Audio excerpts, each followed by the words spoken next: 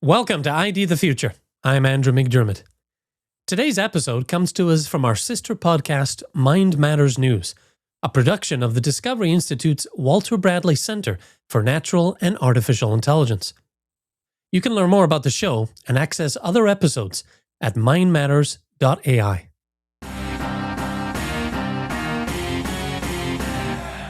Greetings and welcome to Mind Matters News. I'm your Turing-testable host, Robert J. Marks. The Turing test, proposed by Alan Turing in 1950, is a method for assessing a machine's intelligence by evaluating whether it can imitate human conversation so convincingly that a human judge cannot reliably distinguish it from another human being. In the test, an interrogator communicates with both a human and a machine, usually by text, so the voice doesn't give it away, and tries to identify which is which. If the judge cannot tell them apart, the machine is said to have demonstrated intelligence. Our guest today is Yorgos Mapouras, who says the Turing test is not enough to measure intelligence, and I agree with him. There are some AI researchers that they think that while modern AI can simulate human-like conversation impressively, this does not mean it has actually passed the Turing test in a rigorous, sustained, and meaningful way. I don't agree with this. I think the Turing test has been passed by large language models already, such as Grok and ChatGPT, at least on a rudimentary basis.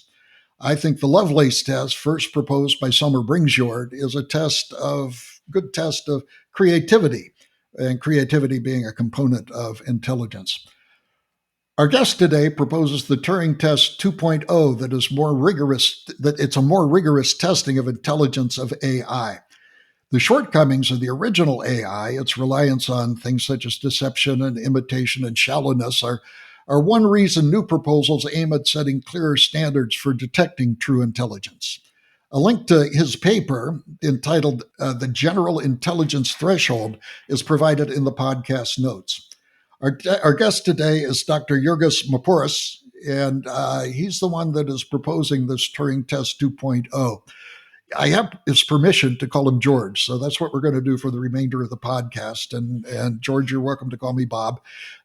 He was born in Greece. He grew up in Cyprus, and he is a graduate in electrical and computer engineering at the National Technical University of Athens, which of course is in Greece. And after graduation in 2014, he moved to the U.S. to pursue a PhD in computer architecture at Duke University. Really great school. He received his PhD about a quarter century ago, and he is currently working in Silicon Valley, including Oracle. And this is where technically gifted people go to get high-paying jobs and maybe to get rich. George, welcome. Hi, Bob. Thank you for having me. I want to get something out of the way first, not to do with the topic, but we were talking before about what it's like to live in Silicon Valley. Everybody's heard of Silicon Valley, but they don't know very much about it. First of all, I understand it's a beautiful place to live. Is that right? Especially for me coming from Cyprus, being used to the Mediterranean climate, the nice weather, sunny every day. Yeah, this is the perfect place if you want that type of weather.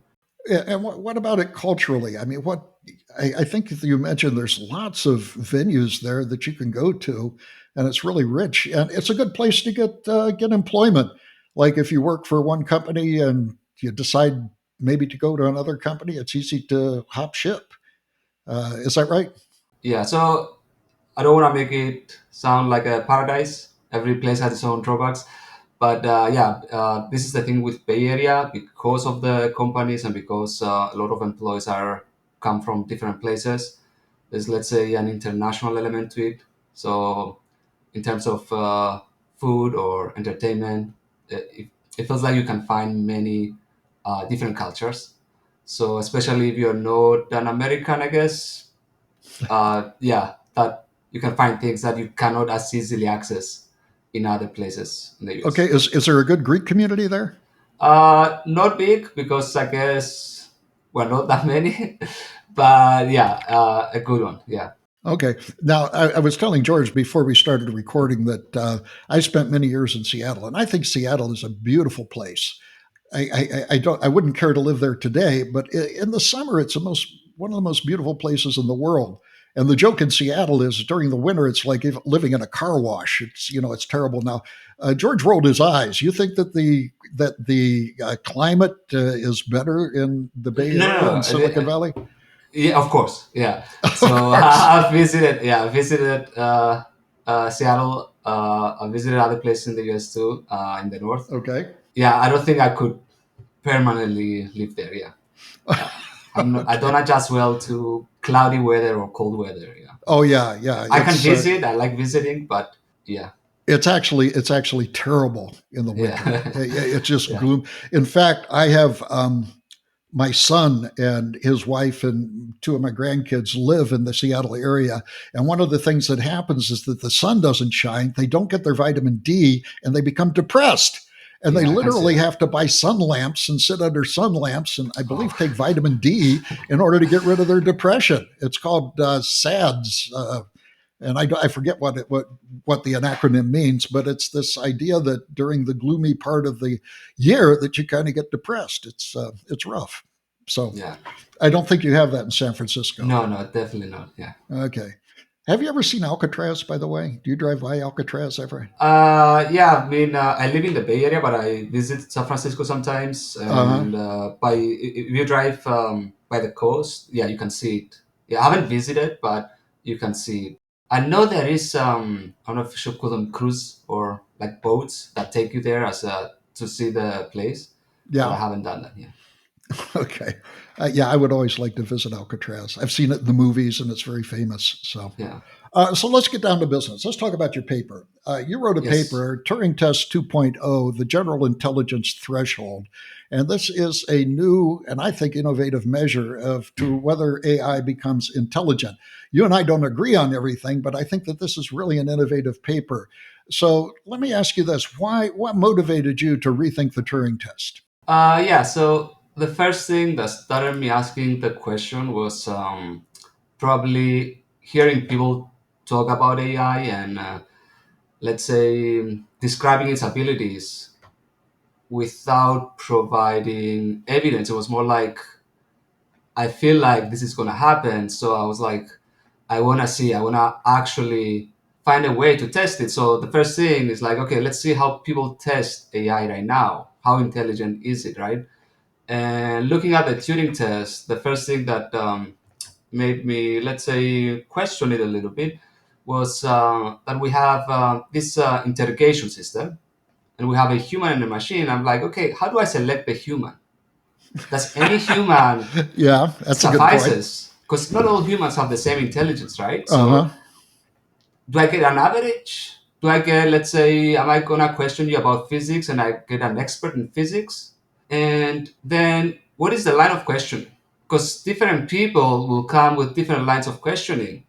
And Yes. let's say maybe for some humans, right, the machine deceives me. For some, does not.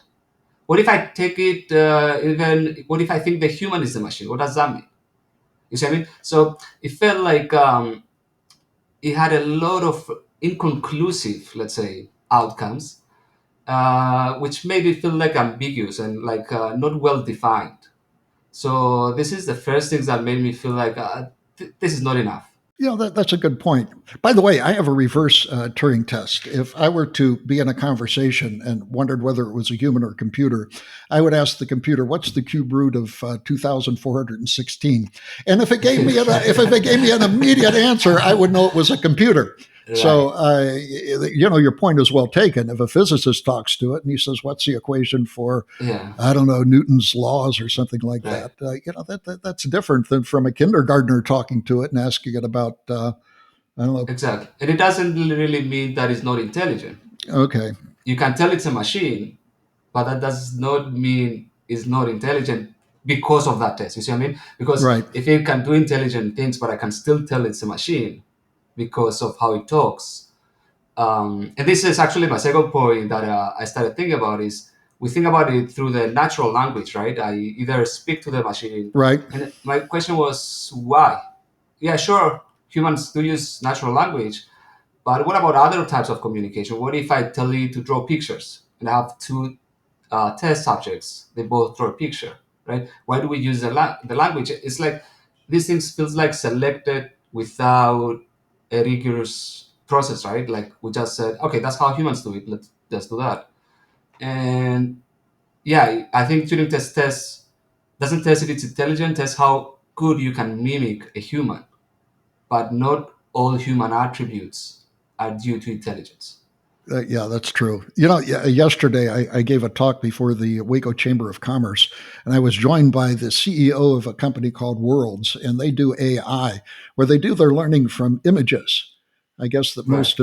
most of the fuel for training large language models has been exhausted, and so this guy says, there's all sorts of information in the world if you just know how to extract it from photos and things of that sort. And one of the things he did, George, which I found fascinating, and I'm going to start to do it. I usually, when I drive or commute, I listen to podcasts. He said he doesn't do that anymore. What he does is he puts on Grok and has a conversation with it. And he asks it different Okay. topical questions, and they go back and forth. And he says he learns a lot. He's become an expert in a lot of areas. So I want to start doing that. I thought that's a good substitution for podcasts. Yeah, so that's what I want to do in the future. One of the big things today is this idea of artificial general intelligence, AGI. Right. And I think that the definition varies from place to place. Do you have a definition of AGI, artificial general intelligence, that you go by? Right. So that's one of the other things I didn't like in this, let's say, research area, let's call it, is that everybody comes with their own definition, and then we don't really Yes. know it. Because if everybody has their own definition, how do we look for it, right? Uh-huh. So first of all, I like to drop the artificial, right? I don't care how it's generated. Oh, that's interesting. Okay. So if it's general intelligence, if it's even general intelligence feels sometimes redundant, but let's stick with it, right?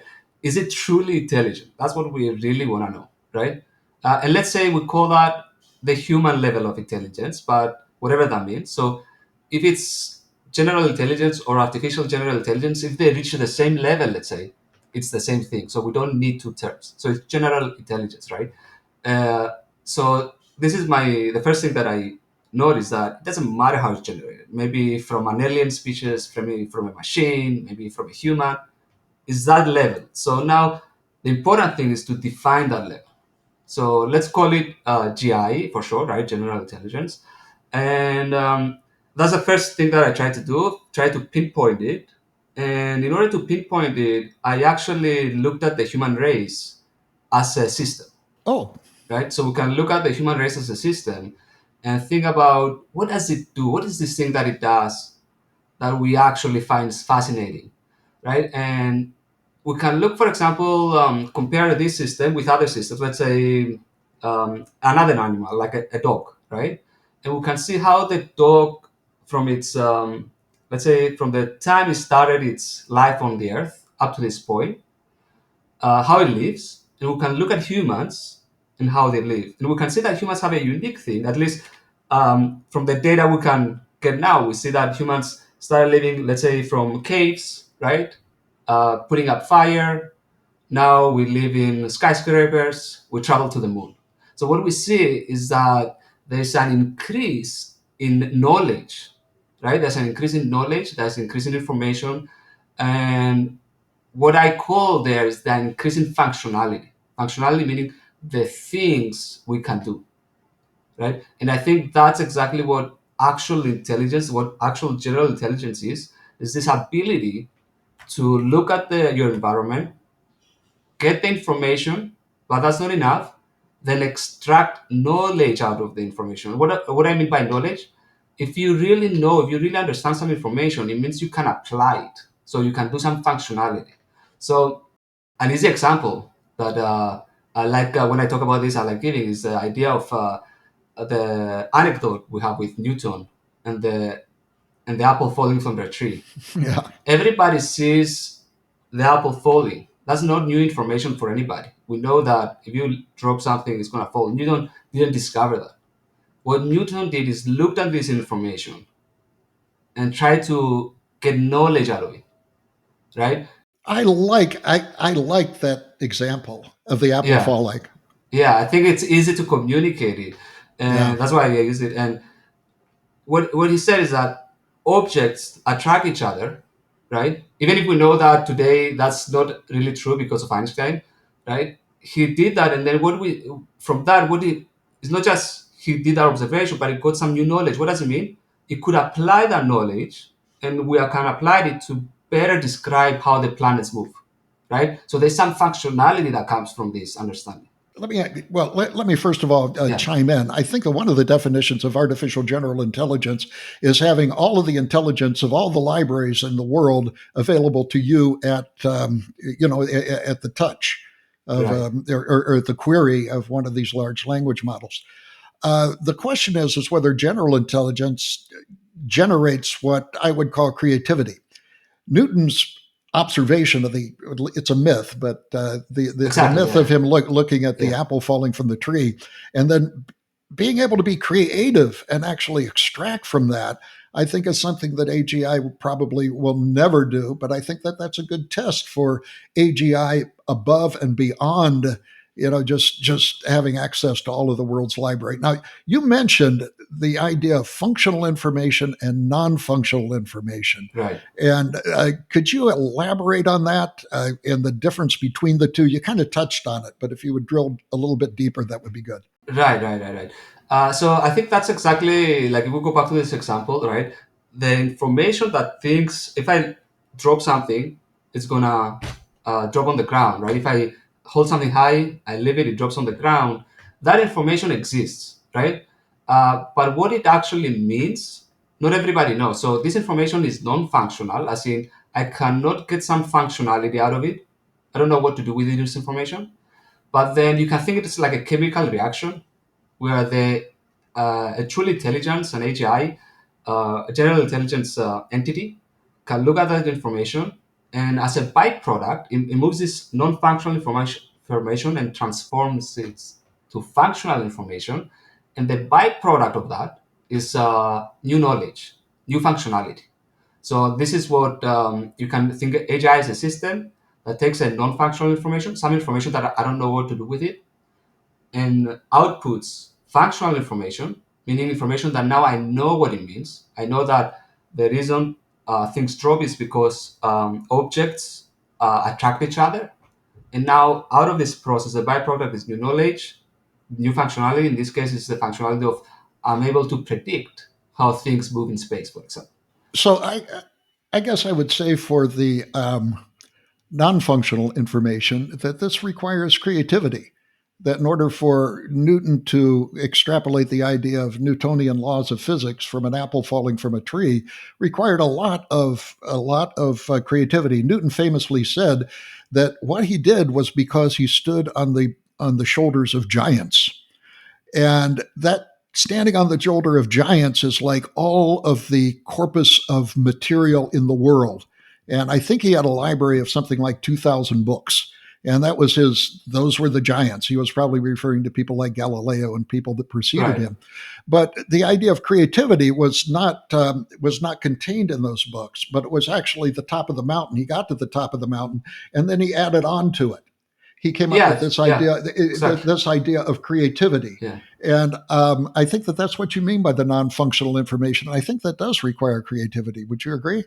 I agree. Yeah, I think it's a good definition for creativity, right? Because even terms like that, creativity, even the term information, a lot of times they have some ambiguity, right, inside of them. Like, Right. what do we mean by creativity? So that's what I like to do in this paper. I try to define those things, right? But rather than reusing terms like, let's say, creativity, AGI, new knowledge, all of them in the end, I try to find a, let's say, description that fits all these things. And I think that's what I try to do with this non-functional information and functional, meaning the same information, the same data may be non-functional for somebody because it cannot interpret them, doesn't know what to do with them. And at the same time, for somebody else, might be a functional information because they know how to use it. And the idea is that, for example, this comes back to the question: how do you detect it? Yes. Let's say we have two humans, right? One has a hammer and knows how to use it, and one has a screwdriver and knows how to use it, right? And they can teach each other, right? So when they teach each other, what they do is that they exchange functional information. They say, look at this tool, this is how you use it, right? So they exchange functional information. But then, okay, now both of them know how to use both the hammer and the screwdriver. Is that it? So after all humans exchange all their ideas, is that it? Is information done? Can we learn anything new?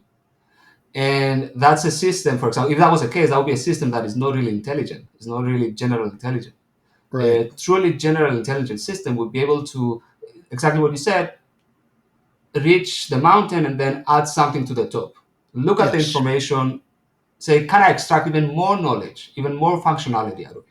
I think that's good. I think it might be difficult. I'm a proponent of the Lovelace test. And the idea of whether it's new or not is sometimes very difficult because what if it comes up with an idea and this large language model or this transformer method, whatever you want to call it, has has digested all of the prose in the world. And maybe it comes up with an answer that is somewhere that it learned, but you don't know about it. And you look at that and say, "Oh, that's creative. That's kind of new." I think it might be difficult to determine. I think that this is a problem of differentiating non-functional information and creativity, even in the Right. Lovelace test. What do you think about that?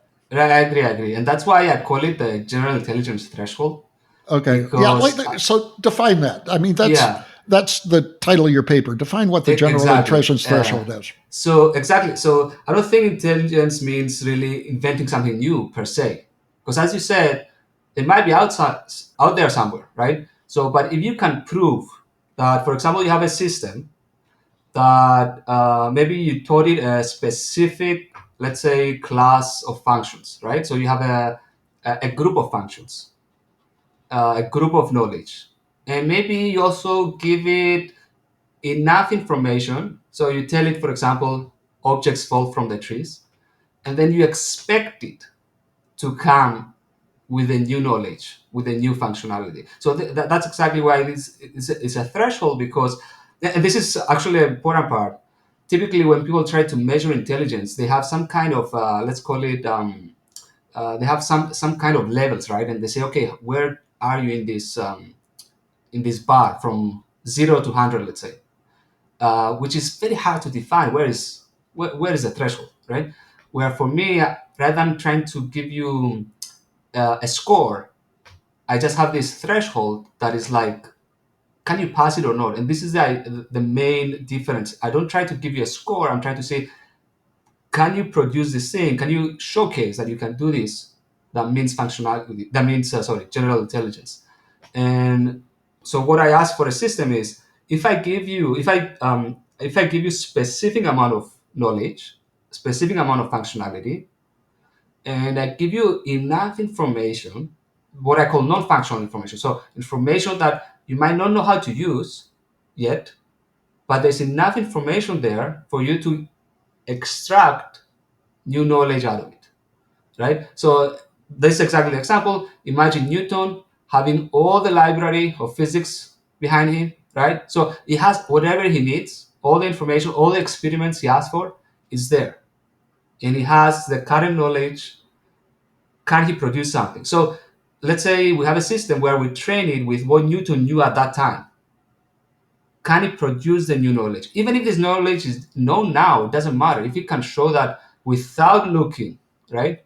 Without looking at the today's library, by just giving him the library of that time, can he produce new information, right? So this is the difference. Doesn't have to be truly new. The system has to show that can produce new knowledge.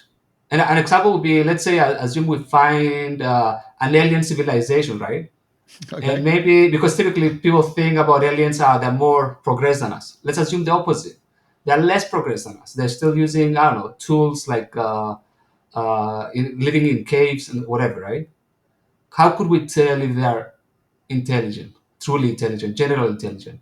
If we can see this progression, can we see that there's new functionality? Like before that, they didn't had fire. Now they use fire, right? Oh, now they also went from using stone to iron, right? If they can have this progression of new functionalities, that shows general intelligence. Okay. This is interesting. There was a movie, I forget the name of it though, where we were looking at extraterrestrial sort of life, and the first thing that they did from a distant planet was kind of elucidate the prime numbers, and they talked about a number of the prime numbers, and all of a sudden we said, whatever is generating this must be intelligence. So that was the first step. Let me give you some examples of what I think would be good non-functional information. And I think this would be indisputable. And it kind of answers my question of whether or not this is hidden somewhere in the training data of the transformer. Right.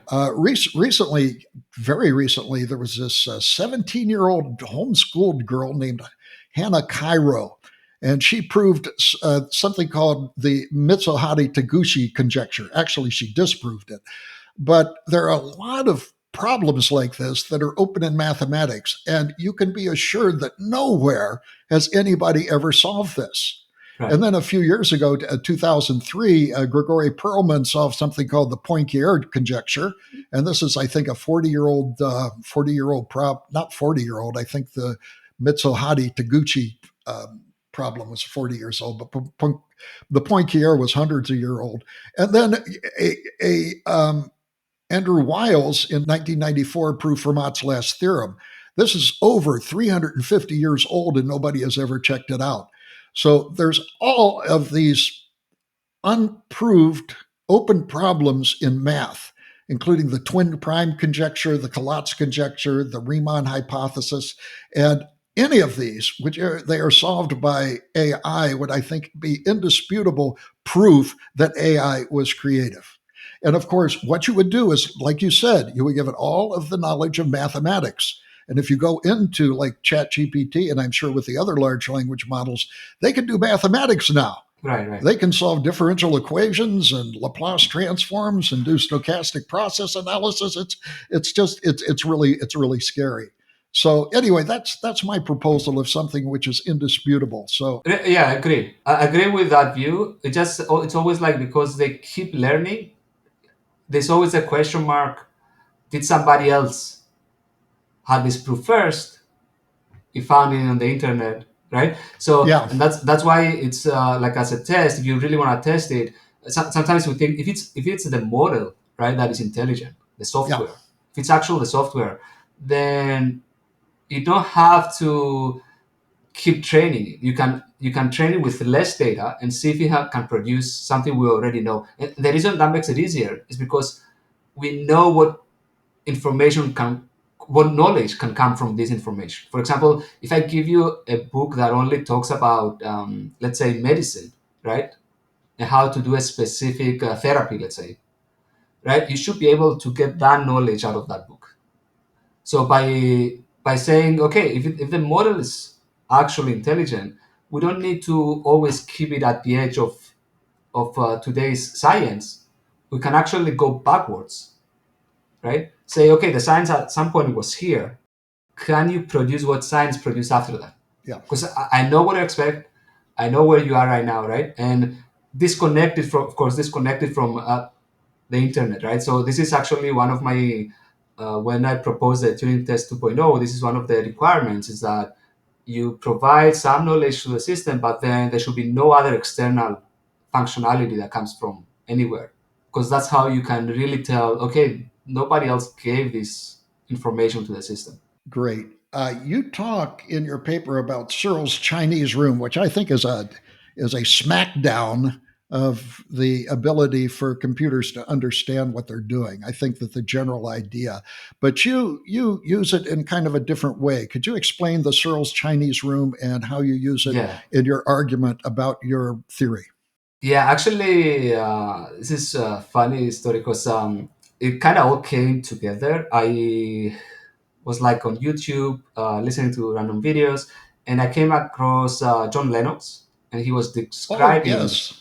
He was describing the argument, and it was the first time I was hearing it. I was like, "Wow, this is mind-boggling." Yeah, John Lennox, for those who don't know, was a professor of mathematics at, I think it was Cambridge, wasn't it? Cambridge University. And he's since retired, and right now he's kind of a Christian apologist, but he delves into artificial intelligence quite a bit. So anyway, continue. Yeah, so for people that might not be familiar, right? The Chinese room argument is that I have a person that doesn't know how to speak Chinese. You close him into a room where he has no access to the real world, and you give him some specific instructions that explain him how to manipulate Chinese characters in order to form responses. And you have people outside that write Chinese characters. They slip a note under the door. The guy inside the room gets the note, he follows the algorithm, writes a response back without knowing what he's actually writing, slips the response back, and for the people outside the room, it looks like they can communicate, right? And John Lennox was talking about it, and he was saying why this is not truly aware of what he's writing, doesn't know what he's writing, right? And then I heard the counter argument. So again, listening to podcasts and stuff, I heard the counter argument. That's why I'm saying everything feels like it clicked together, because it's like if maybe the YouTube algorithm, I don't know, was showing me what I needed to hear, and the counter argument was like, wait a second, yeah, maybe the person inside the room doesn't know, but the whole system, the person in the room, plus the algorithmic instructions of how to manipulate the characters, plus the input output, maybe that's what makes it understand the language. And that put me in thoughts of like, wait a second, is that true? Kind of sounds true, but it doesn't satisfy me in terms of intellectually. So I was like, okay, what if in the instructions, so what if somebody slips him a note and in the note explains him how to escape the room, right? Would he be able to act upon this information? And that's where the idea came from. Can I actually extract new functionality out of that information? So the guy actually in the room might be talking to you and seem like he understands Chinese, but he cannot act in a way that knows knowledge of the subject. Because if he tells him, for example, oh, the password in order to unlock this door is this thing, just put it and get out to free yourself, he won't be able to act on it just because it doesn't really understand Chinese. So that's where the paper came from, actually, through this observation that it's one thing to have information, it's another thing for the information to have knowledge of what the information means. So information can be non-functional. I have it, I have the Chinese document in front of me, but it's non-functional because I cannot understand it. It becomes functional as long as I can understand it and get knowledge out of it. And now I know how to use it. In this case, by opening the door, right, and the guy goes out of the room and is free. And this is what inspired me to make this observation. Okay, let me ask you the final question, at least for this podcast, is do you believe your Turing Test 2.0 has been passed? And what do you think of the chances of it being passed if your answer to the first question is no? Yeah, so I don't think so. So part of the paper wasn't, I didn't, let's say, thoroughly test it. It was more like, here is a test, right? But as much as I tested it, it didn't seem like today's AI can pass it, right? And it's an important caveat is that a system, in order to pass it, doesn't have to constantly show that it can do that, right? It can just show once, like humans, for example. Sure. They can show once, maybe in one aspect, maybe I'm good at math, but not good at physics. You know, something right? let me interrupt Yeah. your flow, and then I want you to go back to it. But I would call this a flash of genius. That's what Roger Penrose called I a like flash that of genius. And it used to be in the United States, in order to get a U.S. patent, that you had to have a flash of genius. They no longer Right. have that requirement. But I think the flashes of genius are what you're talking about in terms of the non-functional information. Exactly. Yeah, I think that's a very nice term. And you don't have to always show it. You have to show it once, and that's enough to show that you're general intelligent. And again, all the tests I did and all the, as much as I could look at it, it does not look like, right, they pass any type of test that is falls under the Turing Test 2.0. And would it ever pass it? I don't see a path to it, let's say, right? So currently, I don't see a path how would that happen. Yeah.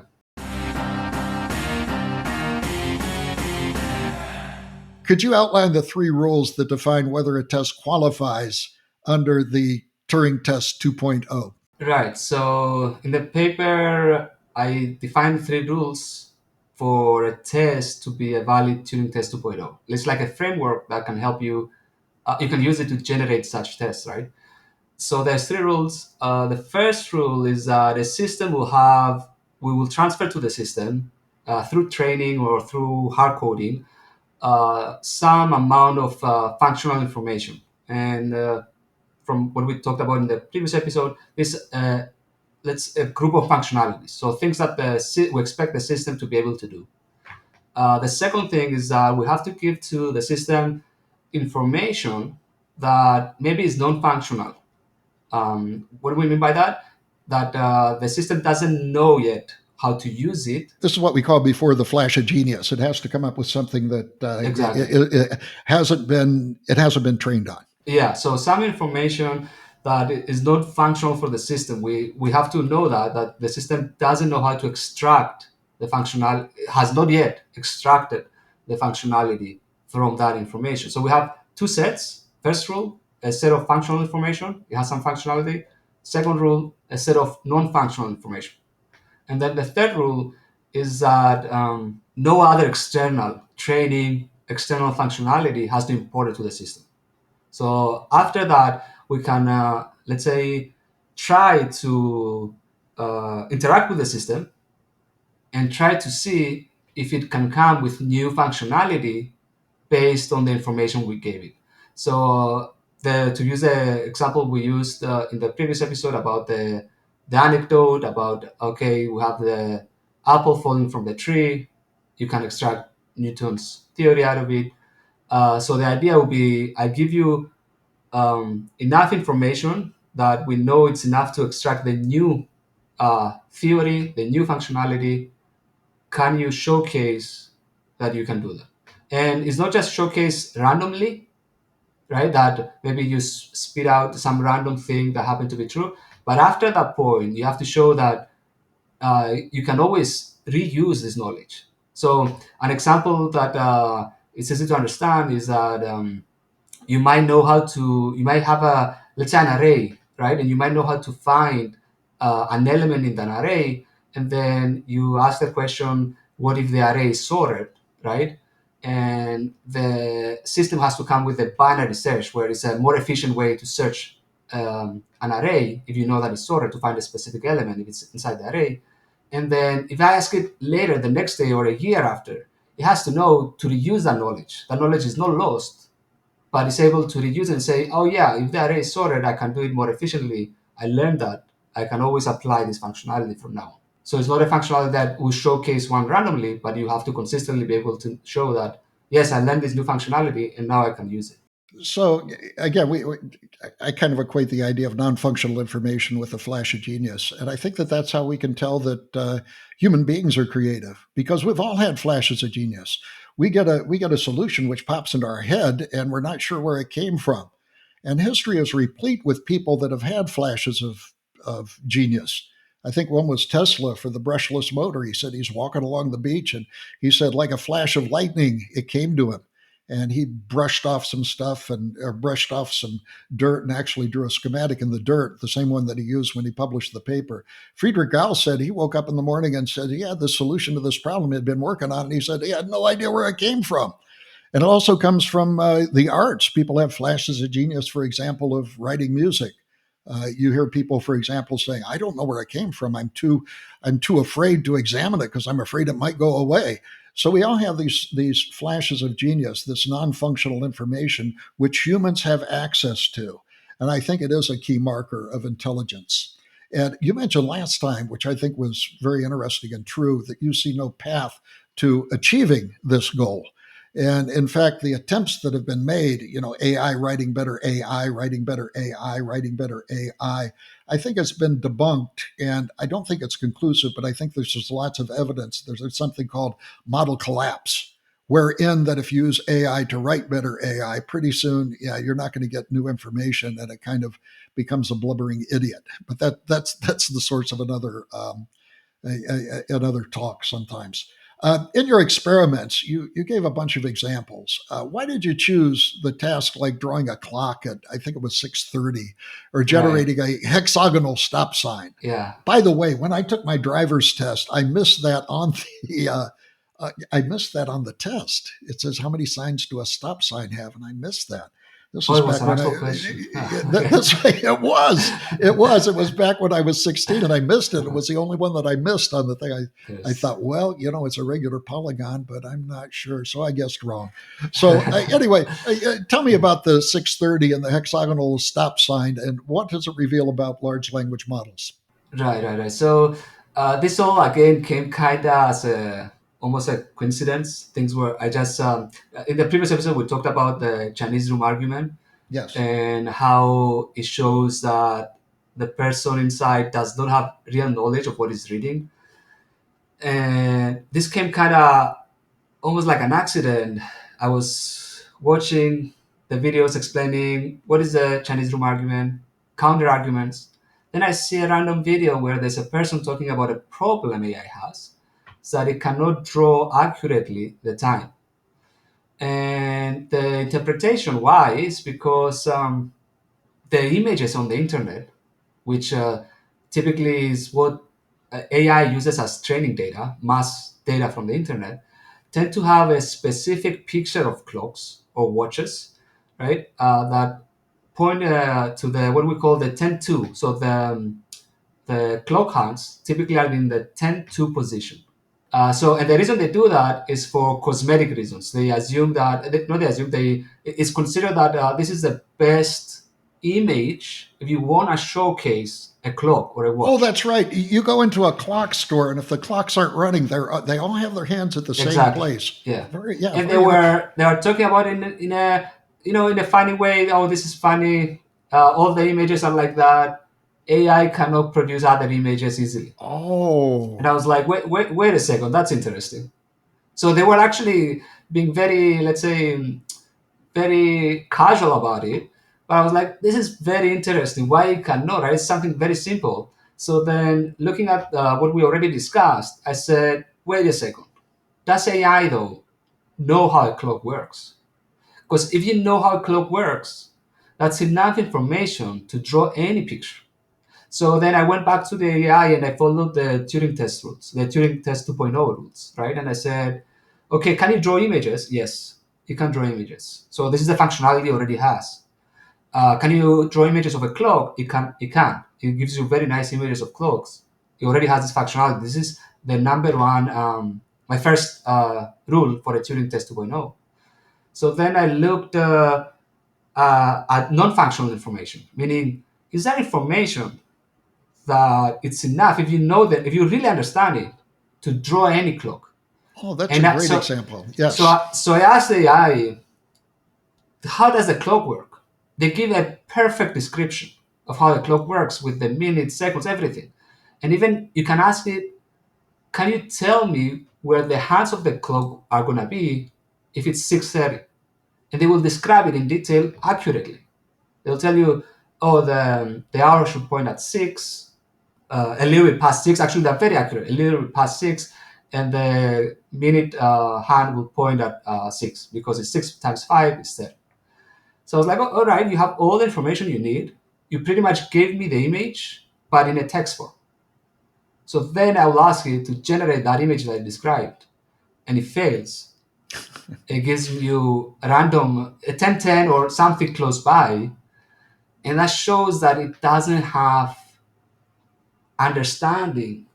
Like it cannot extract the meaning of the things it's giving you. So if it doesn't have a meaning, how can it get functionality out of it, right? And this is the third rule. Now this is where the third rule can break. The third rule says of the Turing test 2.0 says there should be no other external functionality come from, right? So one can think that this problem is kind of simple actually to fix. We just have to balance our data set, the training set, give you more images of different times, label them correctly, train the model, and fix this problem. The problem is easy to fix, yes, but then you're not testing for intelligence anymore because you broke the third rule. you gave it external information. So that's why it's a good test, is because of how the nature of the data that are used for these large models. They go to the internet and get what is out there, pretty much. I like this very much. Yeah. Here's an idea that popped into my mind. If all the literature in the world said that the world was flat, and but it also knew things like, well, the North Star changes as you travel, and that when ships disappear in the distance, that they disappear from the bottom to the top.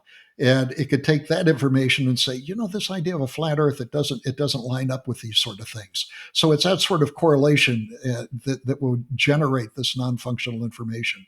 So tell me about the hexagonal stop sign test that you did. Right. So after I noticed the behavior with the 6:30, right, with the clock, I wanted to make sure first that this is not just something random I stumbled upon, but I can actually reproduce it with other images, right? So what was unique about the 6:30, that we have an image that is very, let's say, dominant in the data set. So I asked myself, what other images we have that are dominant like that? And I started thinking about cases. Actually, the paper, I give other examples too that I didn't really present in the paper, but I'm like, you can try them out if you want. And one of them that came to my mind was like the stop sign. So if you look at a stop sign, it has a very specific image, right? It has it's an octagon, and it has a very specific, like you have a red sign, white letters. So I'm like, okay, the AI has seen that image many, many times. There's likely it hasn't seen some specific shapes. For example, what if it's a hexagonal? What if I wanted you to do the same exact thing, but this time in a hexagonal shape? And I noticed that AI had big difficulty doing that. When I tested different models, ChatGPT, if you insist a lot, it was able to produce an image. But then if you reset your chat, it would fail again, and you have to try hard to make it produce the same image again, the correct image again. So it's what I said before, is that if you really want to pass the Turing test 2.0, you have to see that if you extract some knowledge, that knowledge doesn't go away, but you are able to apply it again. And there are other things like that that you can kind of play with, like, for example, in triangular flat screen, right? Oh, Uh, yes. because flat screens typically have a specific shape. Or a not driver license, a car license plate in weird shapes. So sometimes, depending, because for example, you can think that, oh, there are different signs in different shapes. AI is very good at let's say, correlation, right? Getting one thing, applying the other thing on top of it. So there is a niche there that you can start looking at, looking at these images that are very, very unique. So this is very interesting because as a watcher of sitcoms, it was either on The Office or Arrested Development, where they came up with this. I think it was The Office. They came up with this idea for a triangular screen. So I'm wondering, if that exists. But if it did exist, certainly that the large language models didn't catch up on that. My experience, George, is that a lot of these large language models go and they put band-aids on things, and stuff that didn't work last year kind of worked this year. A classic example, I was informed, and I checked it out, and it was true, and it was Tom's mother has 3 kids: Snap, Crackle, and now if you know about Rice Krispies, their logo is Snap, Crackle, and Pop. So yeah, Pop was the last one. Tom's mother had 3 kids: Snap, Crackle, and, well, of course, it was Tom's mother. So it was Tom. It should have been Snap, Crackle, and Tom. So this was something that was answered incorrectly a long time ago, but it was corrected. Somebody went in, and I don't think it was training. I think it was a human being that went in and corrected that. I suspect that if they do identify the problems that you're talking about, people at OpenAI or Grok are going to come in and they're going to put a Band-Aid on this and fix it. But it's going to be a human intervention. It isn't an epiphany of the AI, is it? Exactly. This breaks actually the third rule of the Turing test 2.0, because what will happen is that external sources, in this case humans, will come and give this functionality to AI. And that's why it's important to preserve the third rule. And that's why these tests, yeah, they're nice, but very likely they're gonna go away as we add more functionality on AI systems. Yeah, and I think a lot of that is being done by human beings behind the scene. Exactly. They Yeah. go in and they tune all the errors. In fact, if you go to some of these large language models and they make a mistake, you can say you made a mistake, blah blah blah, and they will come back and they'll go, "Oh, you're exactly right," and they'll fix it, and the next time you won't see that same mistake again. So it is apparently self-correcting. I hope that it verifies it before it corrects, but it is self-verifying, and also I think that humans are that way. One of the things that I tried a long time ago is to tell ChatGPT not to do something. I said, draw a picture of Times Square with no pink elephants or no pink rhinoceroses, I think it was. And I says, no pink rhinoceroses. I don't want it. Didn't know how to not do that. So give me a picture of Times Square with a rhinoceros in it, a pink rhinoceros. And I tried it on a bunch of other things, but they have fixed that then. I retried it, and I don't know if it came to the attention of the people that do these images, but I tried it, just a few months ago, and I said, no pink rhinoceroses, and it recognized it. So somebody behind the scenes is dinking with this stuff, making it more and more accessible. So that's interesting. So let me ask you about this. You talk about, I think it's Cholet, Chollet. How would that be pronounced? Do you know? Cholet's definition of intelligence. Francois Cholet. Oh yeah, I don't know how to pronounce his name. Okay, let's I want go. to say it's French, so yeah. Let's go with I would American. say Collet, yeah, but I don't know. Collet. Yeah, Okay. I don't know. So yeah, Yeah, I'm in Texas. We have this road here called Pogue, which of course is French and it should be Poge, but everybody calls it Pogue. It's Pogue Road. And there's another one, Bosque, which should be Bosque, I believe, but everybody calls it Bosque. So I'm the everybody. last person to judge about accents. Yeah, don't worry about that. Okay, so we'll call it Collet's definition, and we apologize to Francois. I got his first name, Francois Collet, uh, about this. He was a employee of Google when he published this, and he proposed a definition of intelligence, and you talk about that in your paper. Could you unpack this? I found this as interesting, and I confess I had not heard of this definition of intelligence, and Yeah, I kind of like it. yeah. Actually, when I first started digging around, I came across his paper, and I found it very interesting. It actually has a whole benchmark, so it's more detailed. As in, it's a whole benchmark that you can actually apply to a model and see how good it does. So the difference there is that Colette comes with a specific test, which a lot of people do, but his test is a little bit different than other researchers. And he says, I have this type of tests that are like kind of unique, meaning it's kind of like playing a game that you haven't really seen before. Okay, Yes. and these games, if you can actually, if somebody Google's Colette's work, they can go to the website. They can even play the games themselves. So it pops up on your web, and you can actually do the test yourself to test yourself. And it's actually pretty much what I would call IQ tests. If anybody is familiar with IQ tests, they will probably get an idea of what I mean, where you have some patterns and then you have to predict the next one. So it gives you, but rather than being random numbers or whatever, it's let's say it's adjusted for computers. So you have pretty much, let's say, a grid with each grid has some squares inside, and the squares have colors and positions in the grid, and it gives you, let's say, three different variations where the squares in the grid from one variation to another, they change either in colors or in position.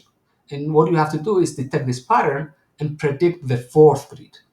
So that's why I'm saying it's like, if anybody ever solved a Q test, it's very similar. It's like a Q test adjusted for computers. That's the description I would give. And it's very nice because you test a computer if you can kind of reason in a way. That's how it feels like. And a lot of other people did other tests. The other tests that, to be honest, why I like Colette's is that because other tests might be something like, for example, people propose, can you get inside a typical house and find the coffee machine and make coffee? Okay, good, but why is that intelligent, right? College has a little bit more close to intelligence because you're trying to reason and find something that needs you to what we call think, right? What I don't like about this, though, it's the major thing that I think is common almost to all peer work in this field is that we compare in order to figure out if it's clever enough, if it reaches the general intelligence, we compare it to human results. And I'm like, okay, again, which human? The average human? Should we get the Right. smartest?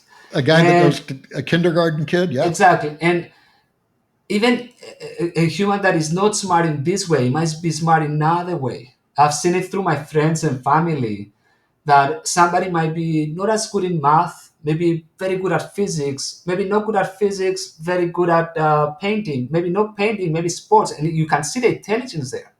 You can see how they innovate. So that's why I don't like these very specific, very tailored tests because, okay, it's a specific type of intelligence. And the other thing that, because I've taken tests like that before, IQ tests for different exams and stuff. If you take the test the first time, you're probably not going to do so well. The second time, you're going to do better. The third time, even better. Am I becoming smarter? Sure. Or am I just training and learning the patterns? You see what I mean? So if I'm learning the patterns, then sure AI can do that. We know they can do that, but that's not what we're seeking to find. If it can learn patterns, yeah, the AI, as the more you train it with this type of tests, it will do better. Eventually, probably better than humans. But yeah, I recognize patterns, not real intelligence. Because if a test, every time you take it, you can do it a little bit better, then it's just training. And this is my biggest, let's say, objection to this type. It's a very nice test, but like the Turing test, like the original Turing test, I think it doesn't really measure intelligence, and that's my biggest, let's say, critique is that why we test machines on things we are good at, right, and not the Yeah. machine. For example, there was a time where the machines were not good at doing high precision math; they could Yes. only do a small precision. We actually used to use humans for high precision, right? Yeah. Then they became better than us. And they were known as computers, I think, right? Exactly, yeah. So why don't we use that test? Computer is very good at it, right? What if I wanted the same action repeated precisely over and over again? Humans are terrible at it. Machines are great at it. But and that's exactly how I came with the Turing test 2.0. I was like, in order to be able to get with a test, I first have to define what does it mean to be intelligent? What does it mean to be general intelligent? What is this thing we're looking for? And that's how we, as we discussed in the previous episode, I came with this idea of what we call creativity, and I define it as being able to extract new knowledge out of existing information. Information you already have. So it's not like you need to go get other new information that you don't have. I already gave you that information. Can you extract new knowledge? What does it mean knowledge? So it means, can you apply what you learned? Did you get new functionality out of it? And this is actually how good teachers test students. Like in an exam, what is a good exam is to show that what they learn, they can apply it in a different environment, right? You can see that, okay, you learn, let's say, the Fourier transform.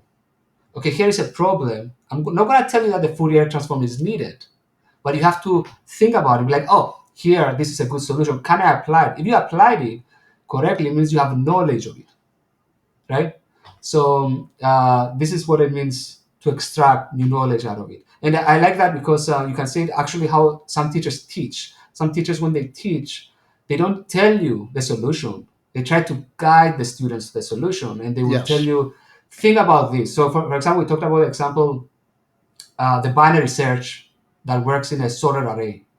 And the teacher, What kind of search again? the binary search, when you try to search Binary search. an element in a sorted array, and you can do it faster than just simply checking each element individually, right? Okay. And maybe the students don't know about the binary search, and the teacher tries to teach them, and says, "What about if the array is sorted?"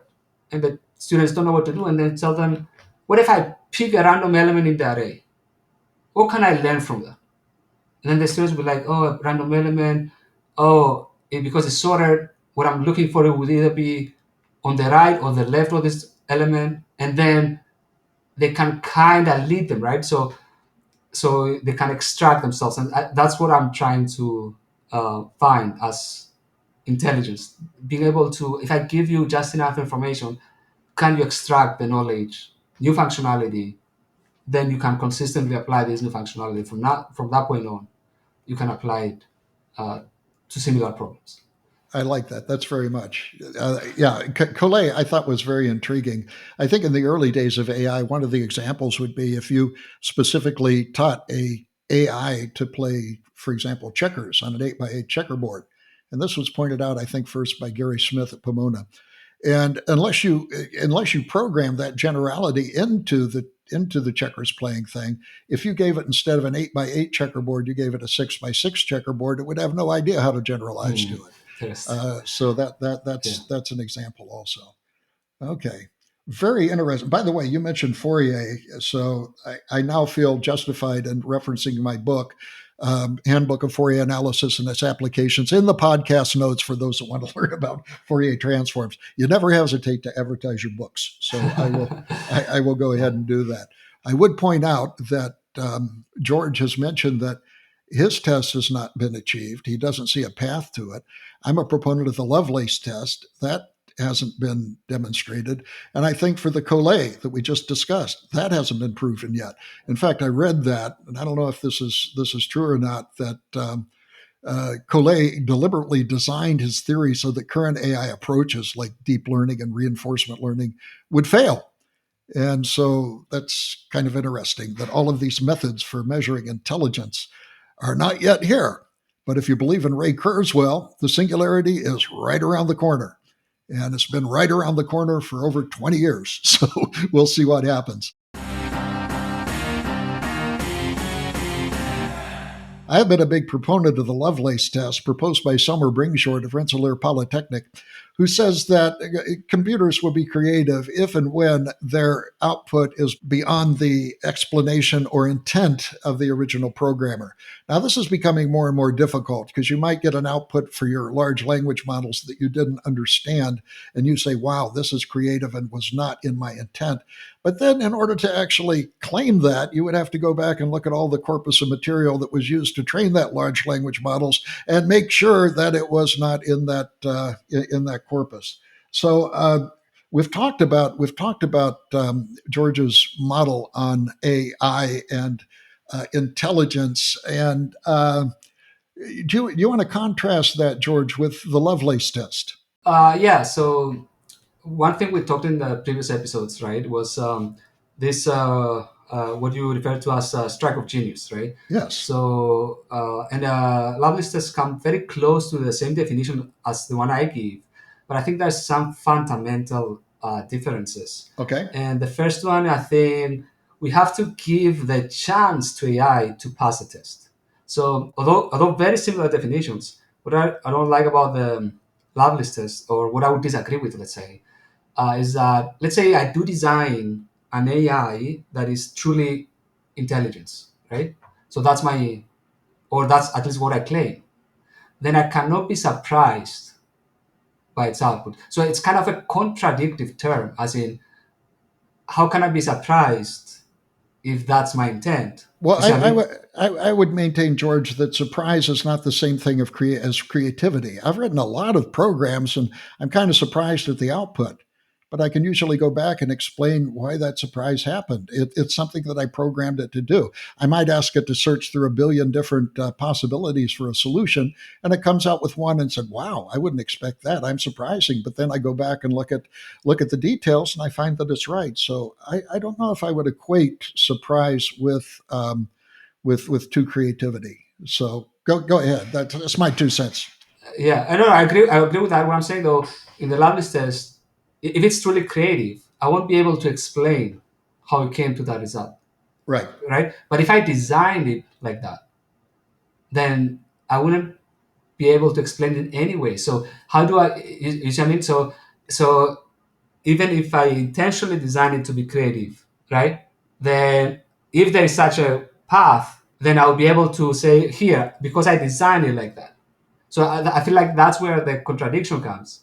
But moreover is the problem is, what does it mean not be able to explain? So for example, in the previous episodes, we gave the example about the anecdote of the Newton and Newton observing the apple falling. And as it reaches the ground, right, and then from that extracts new knowledge that objects attract each other.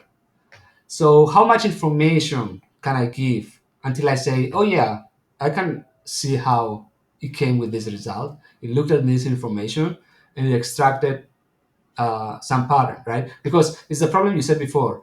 I have to go back and check if that information was already in the data set.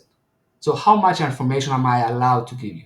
So this is not well defined in the Lovelace test. Where in my proposal, it's defined because I define what that means. I mean that means new functionality. So I can check what functions a system can do.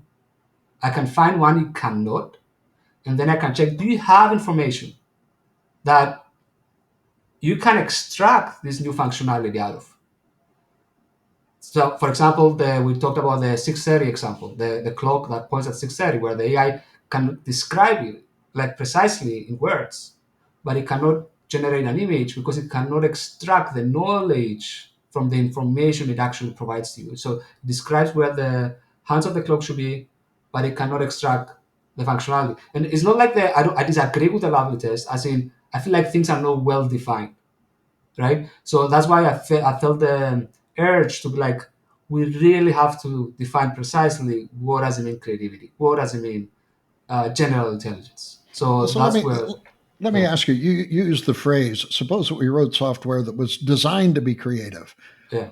Is that possible? How would we do that? How would we design an AI to be creative? I have no idea how to do that. Is it possible? Right. I agree that I don't see a path to it, Okay. but I want to leave this open. As in, I don't want to be too restrictive because then the counter argument would be your definition is such as to make it impossible. So I want to avoid this step, which sometimes people fall into, right? We fall into because we have our own preconceived biases. For example, I don't see a path to AGI, but I want to leave an open door where, yes, I can, if it's there, I will be able to detect it. It'll be like, okay, You'll I be was able wrong. to detect it. Yeah, Okay. yeah, Okay. That's fair enough. Um, what about application to other things? We actually talked about the idea of flash of genius. right, And I think that in order for AI to be creative, that's indeed what we're looking for in all of these tests for exactly. intelligence. We're looking for a flash of genius. And I think that it applies to human beings. Roger Penrose, in his book, The Emperor's New Mind, points out a number of different places where this flash of genius has occurred. You and I think anybody creative has had this flash of genius where you actually come up with a solution and it was nothing like you thought about. And you go, oh my gosh, where did that come from? And so the flash of geniuses do indeed occur. And so we can have this. And so these different models of intelligence, I think it's important that we apply it to other things. Now, you mentioned that your Turing test too can be applied to other things. Could you unpack that a little bit? Yeah, so theoretically, at least, right? That's why, let's say, I really like that specific definition of functionality, like emerging functionality, let's say, generating functionality, and because theoretically, at least, it can be applied to any system. And what I mean by that, for example, one way I came with this idea is by saying, we talked about in the previous episodes, we look at humans as a system and we see how their technology evolved, right? So they advanced. We can look at other animals, and at least with the data we have today, we don't see that. We see that other animals live as they always lived. And an example would be, you might have a pet dog, right? And you teach it tricks, and it's learning the tricks, but then it won't learn anything else, right? It will still live in the same way. It won't take these tricks and try to build upon them. A similar example is you might have seen videos where people teach the sign language to apes and try to communicate with them. Okay, very nice, very interesting. It shows some aspects of intelligence, but is it general intelligent? If I take this ape and take it back to nature, will it use this communication to build a society? Will there be an advancement? Like we will see them to use new technology, right? Do some innovative things, new functionality. That's why functionality is important. And it's the same thing. And the same thing comes to anything else. Like, for example, one thing we mentioned is that humans typically have different levels of intelligence in different aspects, like art, Sure. sports, science. And you can see that, for example, I like the example of NBA. Like if we look at NBA today, how it's played, the basketball game, right? Oh, NBA. It's, Okay, yeah, yes. NBA. It's very different if you look at the 60s. And what happened, right? So people started rethinking the game and saying, wait a second, maybe I don't need as much physical contact. Maybe um, I can shoot from the 3 point line or even further back. And statistically, even if I miss more because it's more points, it gives me a bigger chance to win. And people arrive to new functionality, new play styles that were not there before. We see athletes do new moves to trick their opponents, right? This is new functionality, and the game evolves. And you can see it if you look at a game back then and now, very different. Same with music. Same with, let's say, paintings. We can see new trends coming up. And I think this is exactly the new functionality.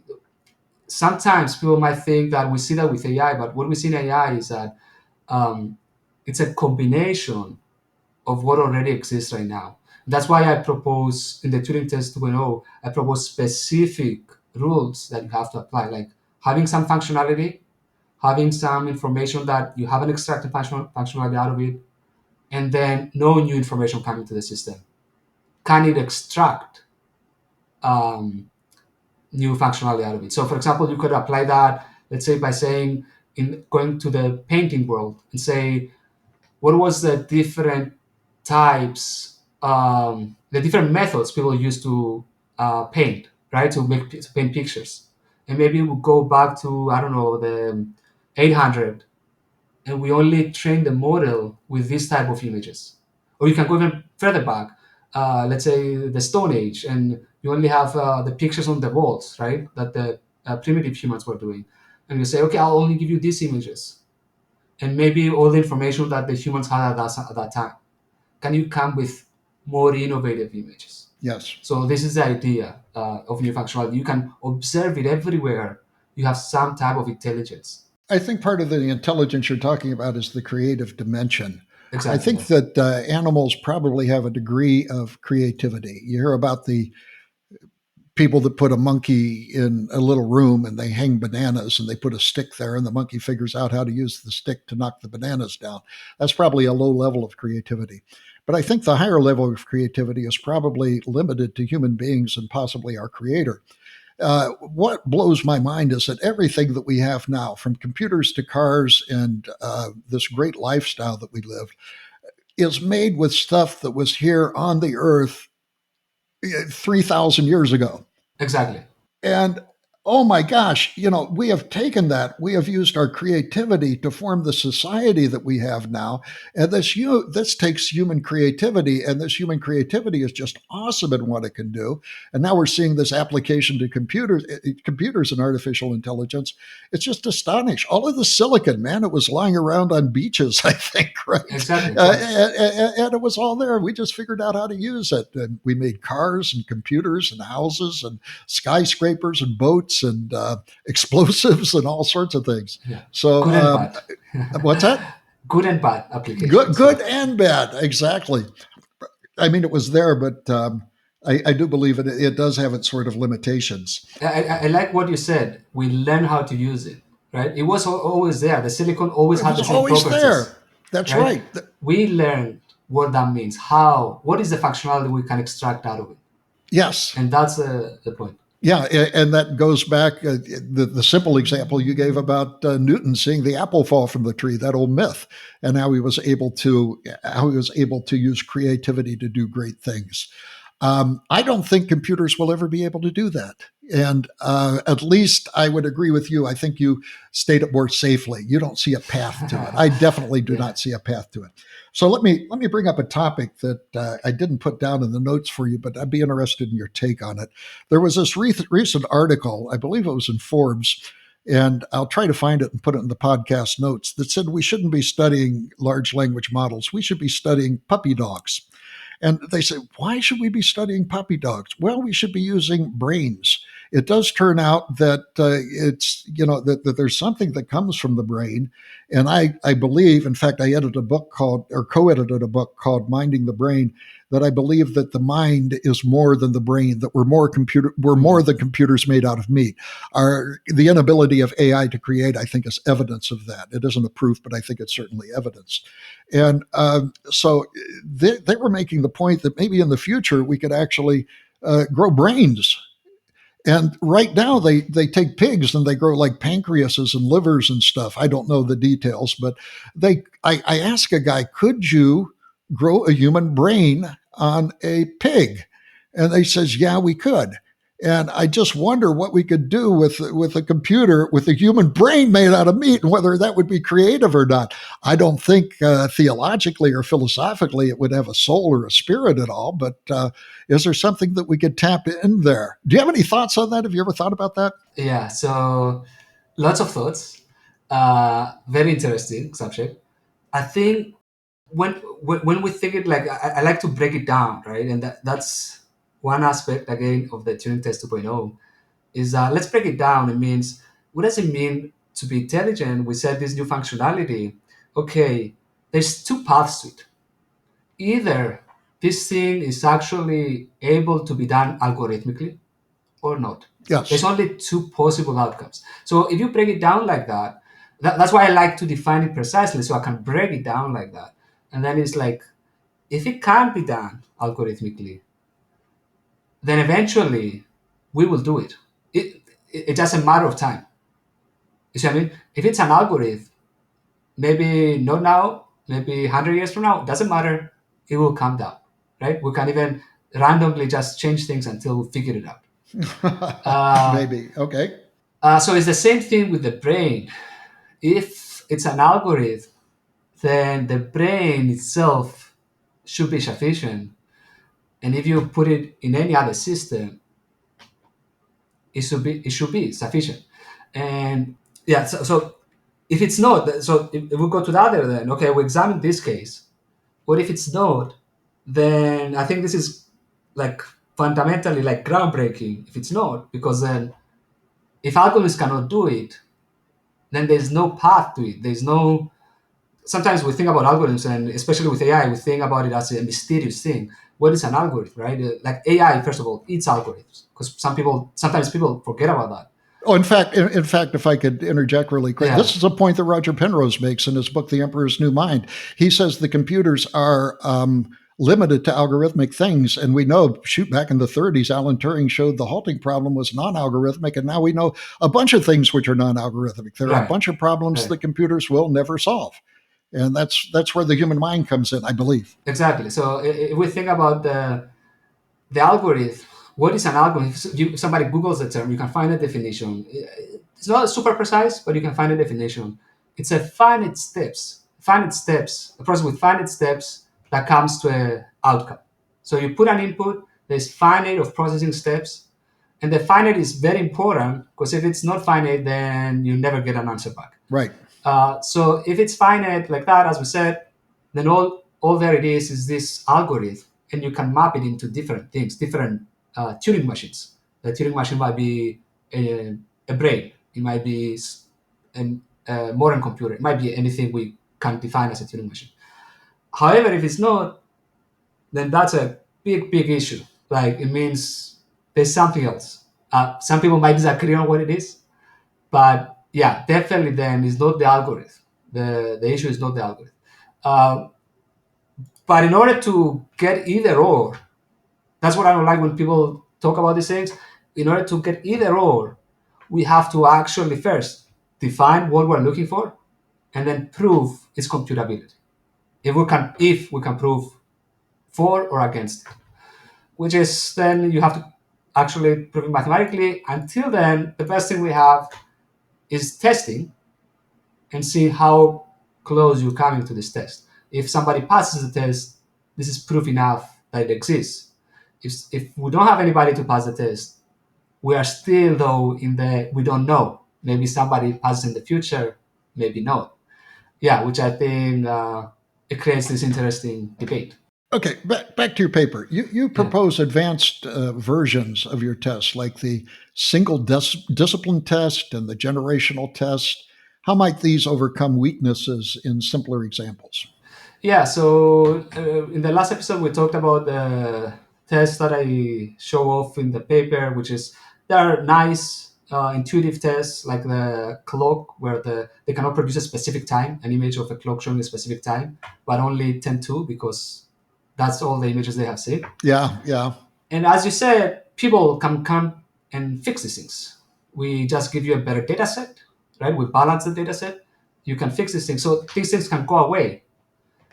So this is one of the problems. The other problem is sometimes it's very hard to figure out, as you said, what was in the training data set, right? In order yeah. to know if this is a stroke of genius, a new knowledge, or is it something that was already in the data set? And that's why I propose two other tests. I don't test them, but it's out there if somebody wants to use them. The single discipline test is what we talked about. The idea of it was actually a podcast. I mentioned it before, where Sam Altman was in a podcast called Huge Conversations, and the interviewer If, asked by the him, way, if you could send me the link to that, I'd be happy to put it in the podcast "Yeah, notes for yeah, of people that course, are yeah." interested. Thank you. And the interviewer asked him, "Let's assume I take your new, I think it's GPT-5 now. I train it only with Newton's time of physics. So whatever Right. Newton knew, right? And Newton had a specific theory about how gravity works that today we know is wrong. Einstein told us Newton's theory of gravity is wrong. Here's how it's done. Will GPT-5, having that knowledge, be able to gradually come to that conclusion? Sam's answer there was pretty much a little bit avoiding the answer, but he said pretty much that sometimes what we need is more data. But that's why I like the Turing Test 2.0. I'll give you the data. I'll just don't tell you how to interpret it. Right? That's the idea. So I don't want you to go to Einstein's theory. I'll do you a smaller step. I'll give you let's say, more relaxed version. Invent something new after Newton. Anything that came after that point. So I train you with Newton's time physics, only physics. So it's easier to expect results. That's a single discipline test, only physics. And then I want you to figure out the next thing, whatever is that tiny new invention that was made. And we kind of touched on a bit on the previous episode, if I'm not mistaken, where we talked about images. Yes. And I'll train you on the images of the primitive humans. It's all, let's say, images on stone, right? And then I'll see, can you come with new type of pictures, right? Realism or something else, right? The same thing with any other aspect of intelligence, like sports. It can be science, it can be medicine, anything.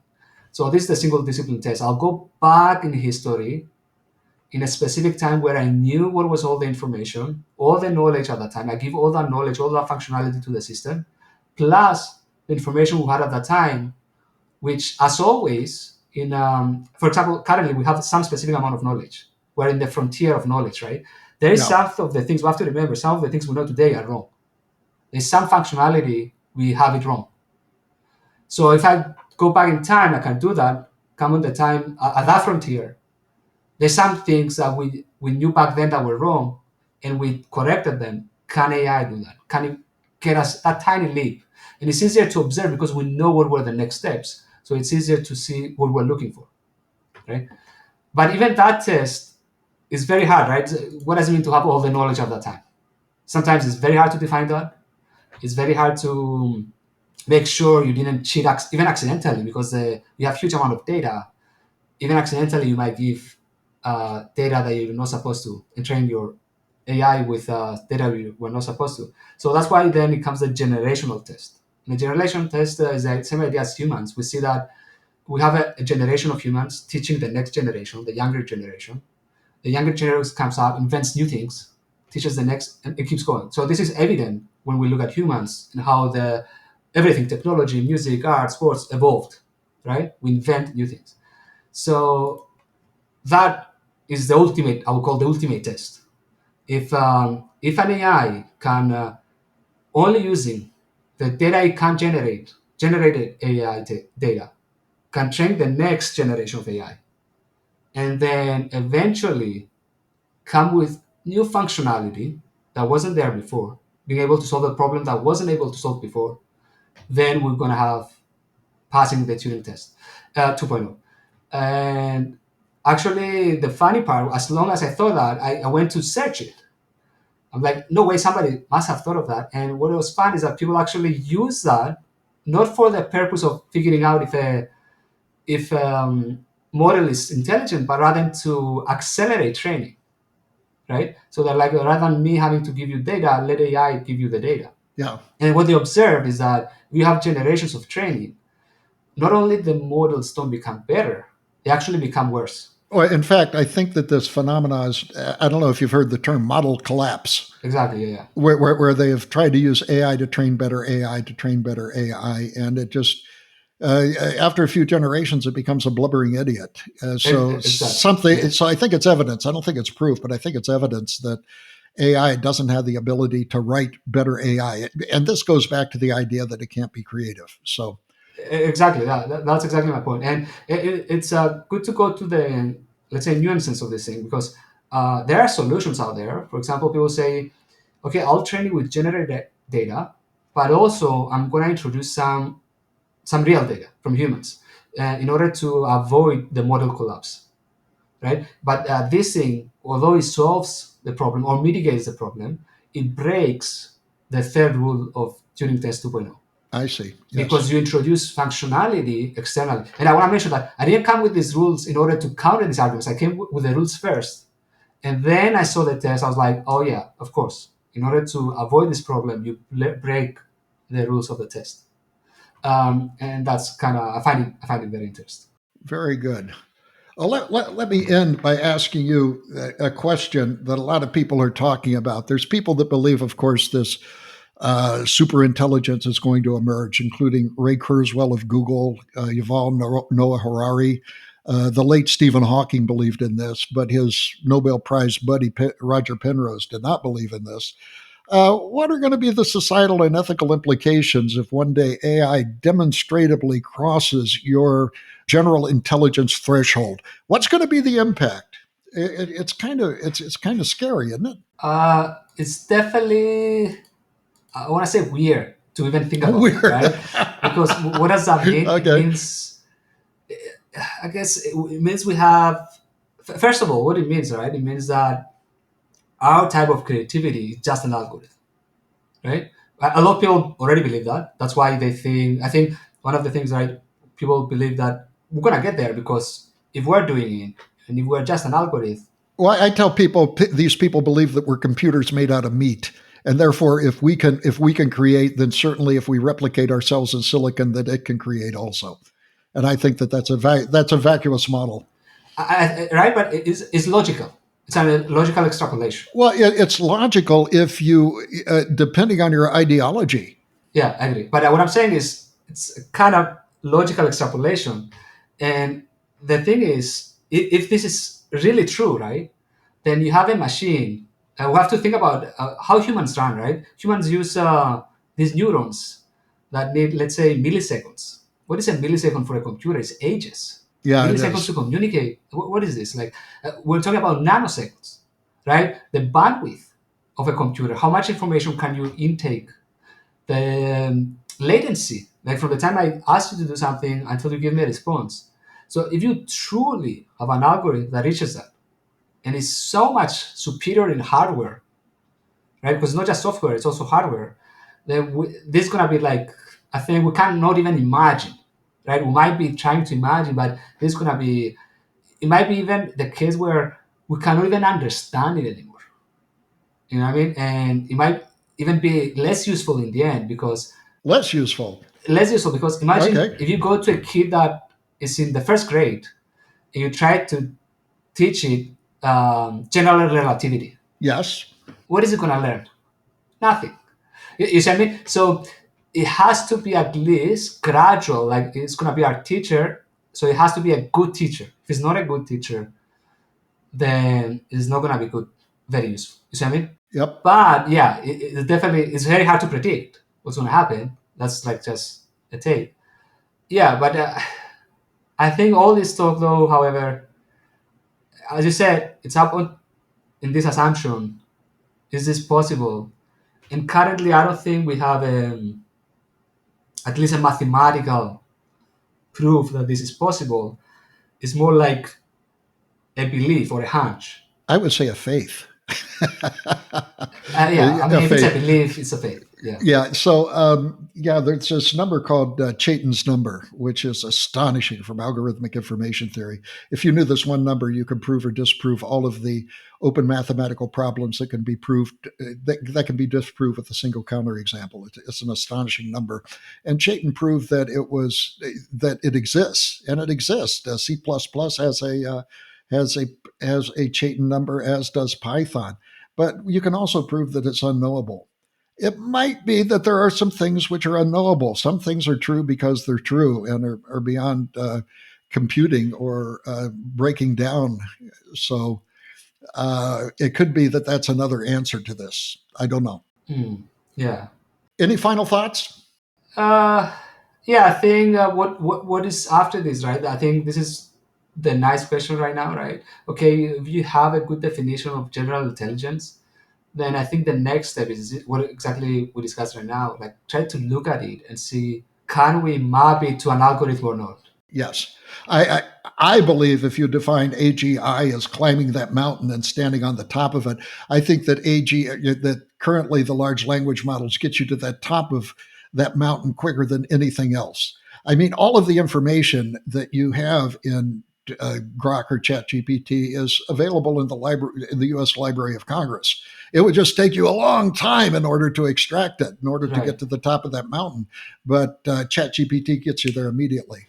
Yeah, so one more point that I wanted to add is because we talked about what is going to be envisioned if this thing actually becomes intelligent. One thing we have to always remember is the opposite, though. Like, what if it's not, right? And because if it's not, the problem is the other problem with AI. Typically, people think about AI, they're like, oh, the doom that is going to come if it gets super intelligent, it will destroy us all. But we don't think about the other side of the coin. If it's not truly intelligent, there's a fear of a false prophet. And what do I mean by that is Yep. we had this in our society multiple times. For example, we Yep. had we had the anchorman, the newsman. Whatever the newsman says is true because look at him, he's on the TV dressed nicely, he knows what Yeah. he's talking about. Then we had scientists say, and oh yeah, if scientists say it, I don't know if you know the nice play, the nice wordplay that says scientists say that people are more likely to believe something if Yeah. scientists say it, right? And then after the scientists say, maybe we have, I Googled it. And then now we have AI said it. So this false prophet is an actual problem, especially when people over exaggerate its abilities.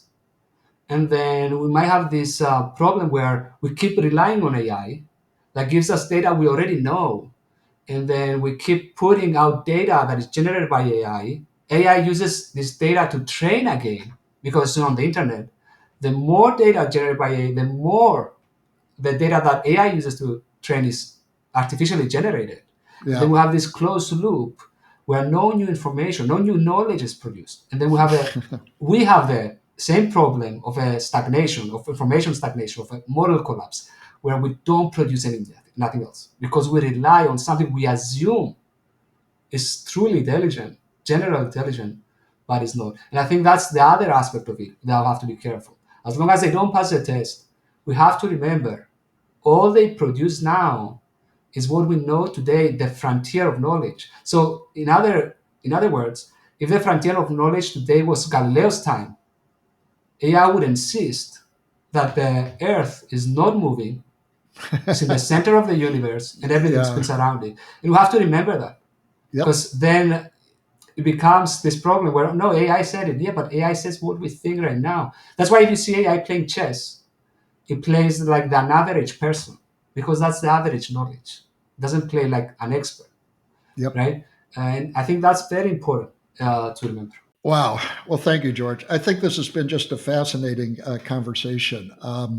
We've been talking to Dr. Yorgos Mapouris, known to his American friends as George, about his new interesting paper, Turing Test 2.0, The General Intelligence Threshold. Again, we're going to make a link to that on the podcast notes so that you can read that, as well as make available to links to other literature. And if you could send me the URL to that podcast, we can include that I will too. do. Yeah. And so, thank you again. This has been a wonderful time. And until next time on Mind Matters News, be of good cheer.